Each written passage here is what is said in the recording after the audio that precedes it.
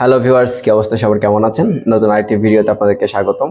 আমি দুর্জয় আপনাদের সাথে আছি। আপনারা জানেন আমি প্রতিনিয়ত আপনাদের সাথে বিভিন্ন ইনফরমেশন নিয়ে কথা বলছি। ইউরোপ নিয়ে আপনারা কিভাবে যাবেন, কোন দেশে গেলে আপনাদের জন্য ভালো হবে, কোন দেশ আপনাদের জন্য সুইটেবল হবে, কোন দেশগুলোতে সহজে একটু যাওয়া যায়, কোন দেশগুলো ভিসা রেশিও কেমন। আজকেও তার ব্যতিক্রম নয়। আজকে আমরা মূলত যে বিষয়টি নিয়ে কথা বলবো সেটি হচ্ছে সার্বিয়া। আমি সার্বিয়া নিয়ে বেশ কয়েকটি আমার চ্যানেলে ভিডিও দিয়েছি আগে, আপনারা চাইলে ওই ভিডিওগুলো দেখতে পারেন। বর্তমানে আমাকে বেশ কয়েকজন প্রশ্ন করছেন, আমি আপনাদের প্রশ্নগুলো নিয়ে কাজ করার চেষ্টা করছি। তার মধ্যে বেশিরভাগ প্রশ্নই হচ্ছে সার্বিয়া, নর্থ মেসিডোনিয়া নিয়ে। তো আজকে সার্বিয়া নিয়ে আপনারা যে প্রশ্নগুলো করছেন সেখান থেকে আমি কয়েকটি টপিকস নিয়ে আপনাদের সাথে কথা বলবো। বর্তমানে সার্বিয়াতে যাওয়াটা ঠিক হবে কিনা, সার্বিয়াতে কি কি কাজ পাওয়া যাচ্ছে, বর্তমানে সার্বিয়াতে আপনি আসলেই যেতে পারবেন কিনা, মূলত এই কয়েকটা টপিকস নিয়ে আজকে মূলত সার্বিয়া নিয়ে আলোচনা করব। আমি যদি শুরুতে যাই, বর্তমানে সার্বিয়াতে ভিসা রেশিও কেমন। 2023 সাল থেকে 2024 সাল জানুয়ারি থেকে এখন সেপ্টেম্বর অক্টোবর চলছে। সো এই সময়টাতে কিন্তু অনেকগুলো ভিসা প্রসেসিং হয়েছে, অনেকগুলো মানুষ কিন্তু বিভিন্ন জায়গা থেকে যেতে পেরেছে।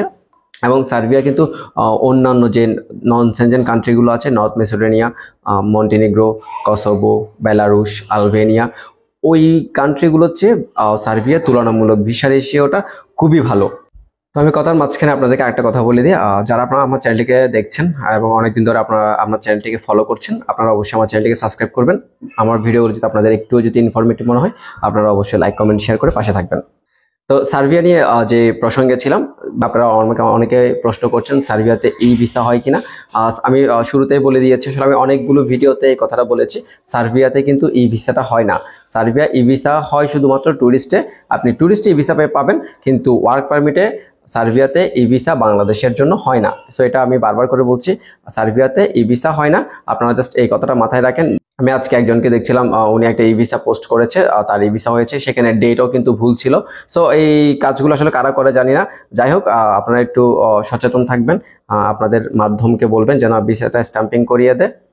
যেভাবে কাজ করার না কেন, অথেন্টিক কোনো ওয়েতে কাজ করার চেষ্টা করবেন, তাহলে আপনার ভিসা হওয়ার পসিবিলিটি খুবই ভালো থাকবে। বর্তমানে অন্যান্য যে নন সেনজেন কান্ট্রিগুলো আছে, যেই নন সেনজেন কান্ট্রি হোক না কেন, তার তুলনায় কিন্তু সার্বিয়া একটি সমৃদ্ধশালী দেশ, এবং আপনারা চাইলে সার্বিয়ার জন্য যদি মুভমেন্ট করেন, আমার মনে হয় এটা একটা ভালো ওয়ে হবে তুলনামূলকভাবে। যেহেতু সময় একটু কম লাগছে, কাজ একটু স্লো, যেহেতু উইন্টার সিজন চলে আসছে, কাজ আরেকটু স্লো হবে তুলনামূলকভাবে। তারপর আপনারা চেষ্টা করতে পারেন, যদি লিজিট পারমিট পান, পিপিজেড আকারে পারমিট পান, কোম্পানিটা যদি ভালো থাকে, আপনার লয়ার যদি আপনার হয়ে কাজ করে, আপনার কিন্তু সার্বিয়ার ভিসা পাওয়ার পসিবিলিটিটা অনেক বেশি। তো আমি সেই প্রসঙ্গে বলছি, অন্যান্য দেশের তুলনায় কিন্তু সার্বিয়ার ভিসা পাওয়ার পসিবিলিটিটা যেহেতু বেশি, আপনারা সার্বিয়ার দিকে মুভ করতে পারেন। সার্বিয়াটা আপনাদের জন্য ভালো একটা চয়েস হতে পারে। আপনি যদি টিআরসি ম্যানেজ করতে পারেন, 3-4 বছর যদি ওই দেশে স্টে করতে পারেন, তা আপনি ইজিলি কিন্তু পিআর পাচ্ছেন। আপনি কিন্তু, আপনারা হয়তো অনেকে জানেন না, সার্বিয়াতে কিন্তু 3 বছর পরে কিন্তু আপনি চাইলে পিআরের জন্য আবেদন করতে পারবেন।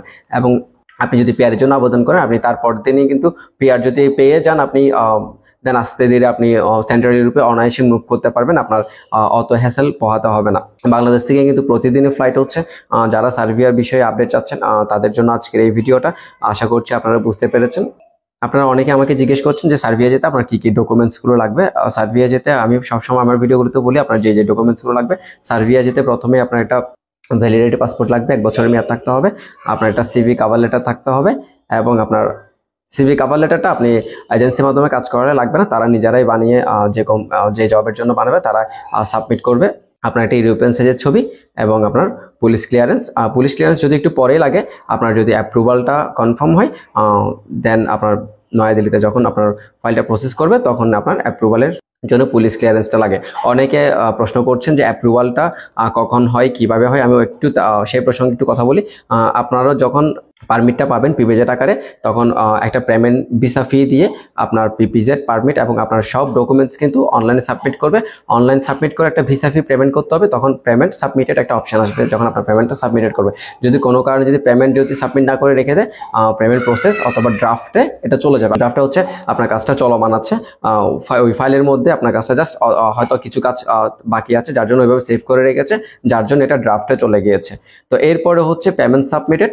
পেমেন্ট যখন সাবমিটেড হবে, তারা তখন এটা আপনার ফাইল প্রসেসিংয়ে নেবে, আপনার হচ্ছে রিকোয়েস্ট প্রসেসিংয়ে চলে যাবে। রিকোয়েস্ট প্রসেসিং থেকে আপনার মূলত হচ্ছে যদি আপনার কোনো ডকুমেন্টস মিসিং থাকে তখন আপডেটে চলে যাবে, আর যদি কোনো ডকুমেন্টস মিসিং না থাকে, আপনার কাজটা যদি প্রপার ওয়েতে করে, সব ডকুমেন্টস যদি ওকে থাকে, দেন সেটা আপনার অ্যাপ্রুভাল হয়ে অথবা রিফিউজ হয়ে যাই হোক না কেন আপনাকে রেজাল্ট তারা দিয়ে দিবে। এবং এই সময়টা হচ্ছে মূলত 30 থেকে 90 দিনের মধ্যে আপনাকে রেজাল্টটা দেওয়ার সম্ভাবনা খুবই বেশি।